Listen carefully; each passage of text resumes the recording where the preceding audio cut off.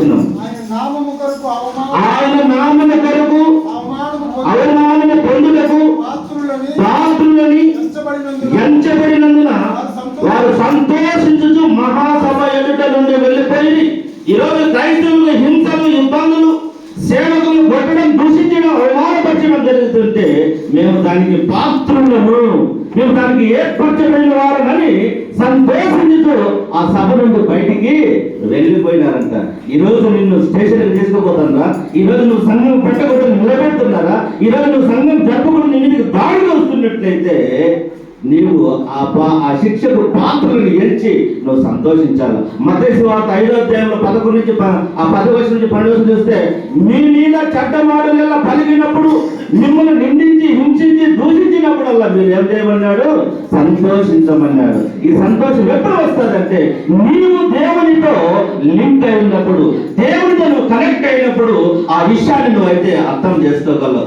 నువ్వు లోకముతో కనెక్ట్ అయితే నాకెందుకు వచ్చింది తలకాయలో పని బయటకు వెళ్ళిపోతాయి. దేవుని ప్రియ దాసులమైన మనము జ్ఞాపకం చేసుకున్నారా? సమస్యలు వచ్చినప్పుడు మన ఆలోచన, ధోరణి, విధానం ఎలా ఉంటుందో ఒకసారి మనము పరీక్ష చేసుకోవాలి. అందరూ సీనియర్లే, ఎన్నో పిల్లగాలు దాటుకుని వచ్చేసింటారు.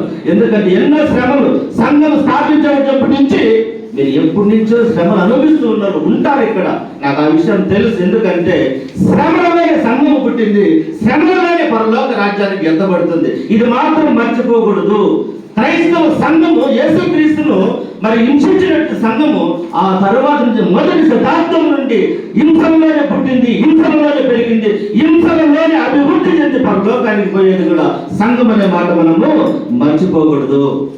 కాబట్టి హింసలు వచ్చినప్పుడు మన ఆలోచన ధైర్యం, వెనకకు పోదామా ముందుకు వెళదామా, అది మన చాయిస్. మనకి అవకాశం ఉంది, రెండు ఉన్నాయి ఈరోజు. కాబట్టి మనము ఎలా వెళ్ళాలనేది ఒకటి.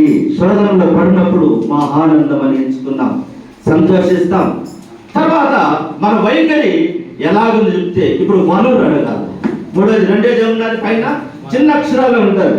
వనరు అంటే ఒక వస్తువు కావచ్చు, లేదంటే ఉపయోగపడే ఒక ఏదైనా ఒక వనరు నీకు అవసరమైనది.